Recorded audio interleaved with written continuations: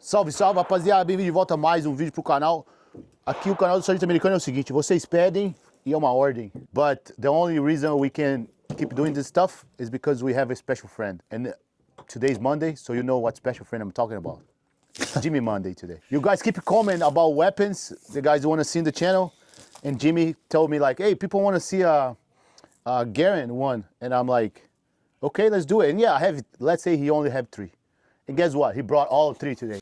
Antes de continuar o vídeo, eu quero deixar um recado para você. Eu preciso que você se inscreva no canal, preciso que você deixe um like, eu preciso que você deixe um comentário e compartilhe esse vídeo com alguém. Essa é a única maneira da gente combater a política anti-armas do YouTube e fazer com que esse canal cresça. Se você quiser virar membro do canal, um valor simbólico vai te dar acesso a todos os vídeos que eu posto instantaneamente. Não vai precisar esperar o tempo em que eu faço ele público.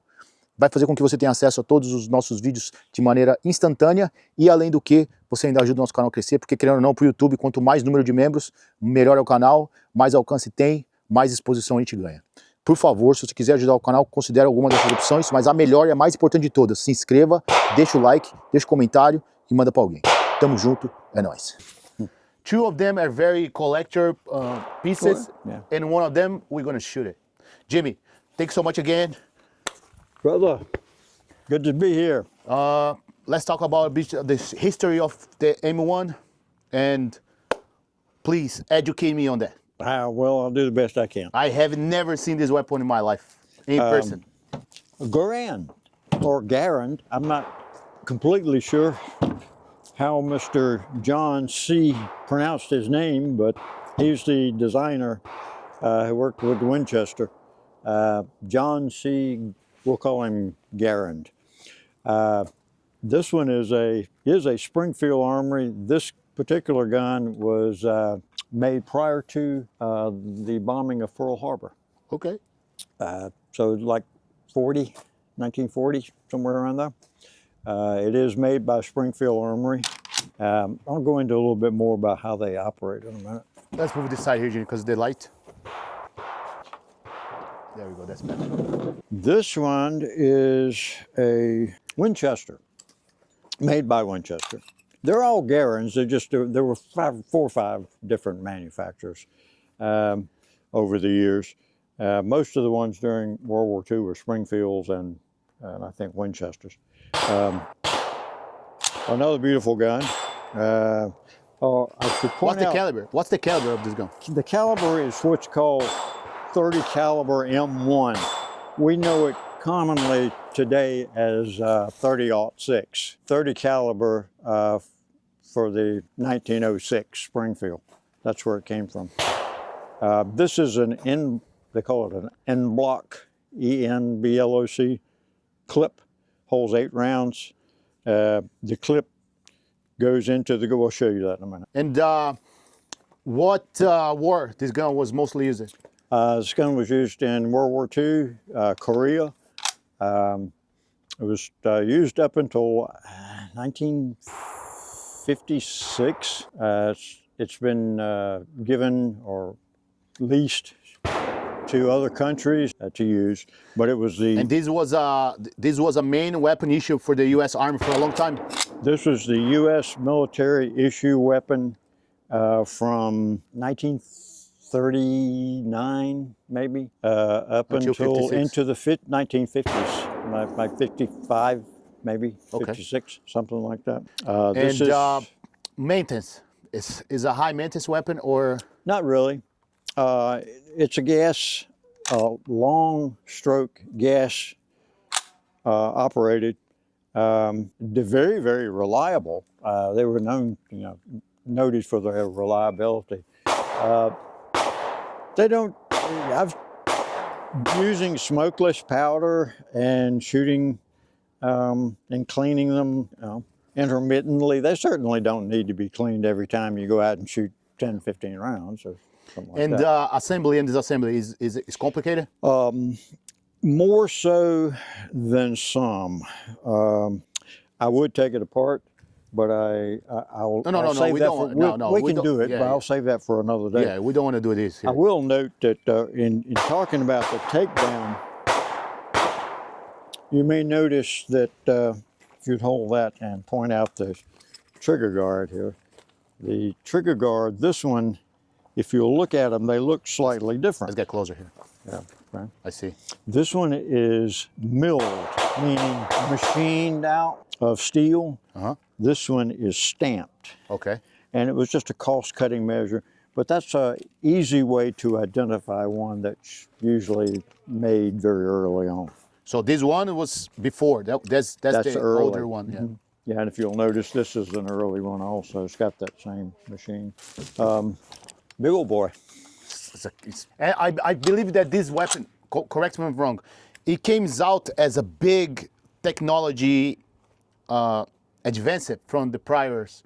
Musketeer with the powder and the stuff like that. Is that? Well, no, there was a lot in between. There's a lot in between? Yeah, this was, there was the 1903 Springfield, which we'll have to bring one of those. Yes, too. let's do it. That was the bolt action, and that was the gun used the first to use this same cartridge. I see. But it was a bolt action, and it loaded through a stripper clip with 5 rounds in it, and then load one. This, of course, is an 8-round end block clip, is what they call it. Beautiful functioning guns. Let's load one up and Shoot some rounds. shoot it. This one. Yeah, you told me which ones that shoot. You say it was collectors. Well, they're all collectible. This one is the oldest one I've got, but this is a gun that I got from personally through the DCM, or Director of Civilian Marksmanship. Okay. And back, and they've changed that now to CMP, the Civilian Marksmanship Program. But through that program, if you participated in any shooting events, which would be like civilian training, then you qualified to purchase one directly from the Director of Civilian Marksmanship. That's nice.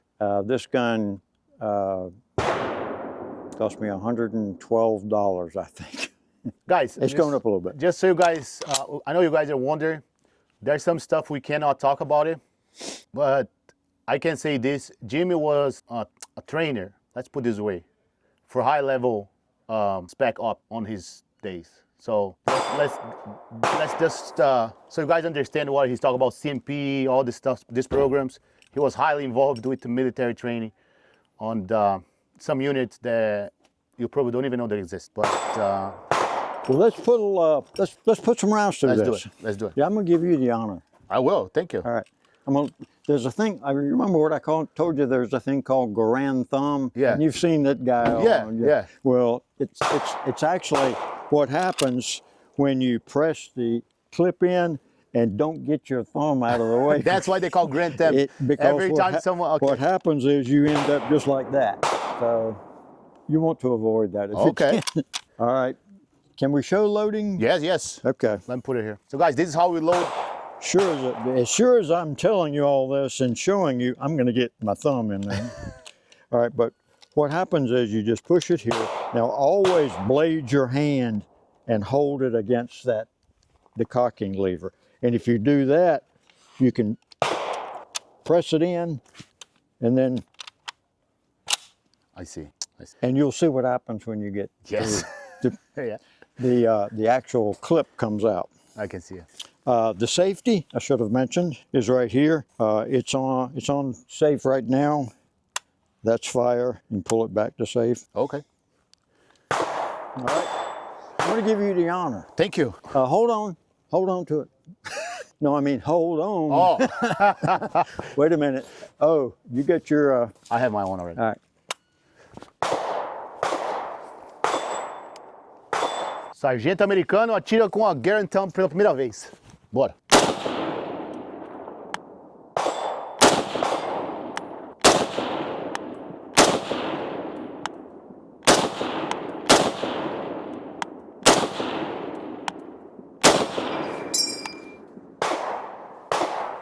You like your clip ejected too? Yeah, that's good. It's smooth. I thought it would be more. Oh, it's a very smooth shooting rifle, and the recoil isn't. It's not crazy. It's not crazy. It's the cartridge itself is maybe has a little bit more power behind it than a 7.62 NATO, It is a 7.62 NATO with the case length, but remember, this came first. I see. So the 7.62 NATO is actually the M1 Garand cartridge. With less powder. Shortened. Yeah. The whole case is shortened. Yeah. So it's shorter. That's nice. Jimmy, Good sensation though, isn't it? now you're gonna show us how he's doing, Jamie. Show some shots for us. Guys, don't forget to leave your comment on the, don't forget to say thank you to Jimmy in English. And then see which gun you want to see here, and then if we have, we're going to do it. One thing I was thinking, Jimmy, you know what we can do? We can do a modern fall. Remember you told me you have the rail on top of it? Yeah. So we could put some like Put the rail, voodoo put and a stuff red like dot that. on top Yeah, of yeah. that. Yeah. We can do that too. Yeah, we can do that. Yeah. So guys, now with the professional. Let's go, Jimmy. Let's see. There we go. That's the professional.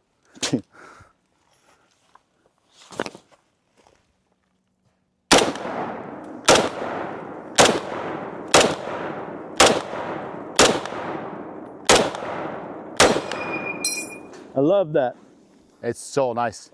Guys, I'm really thankful. Let me tell how we and Jim first met here in the range. Like after I got out of the army, I didn't shoot for a while and I was looking for a place to shoot. And then I signed up at this range. And one day I was like, you know what? I'm gonna go there and shoot. I have to zero the blackout, I don't remember. Yeah, it was you shooting a 300. The blackout, yeah.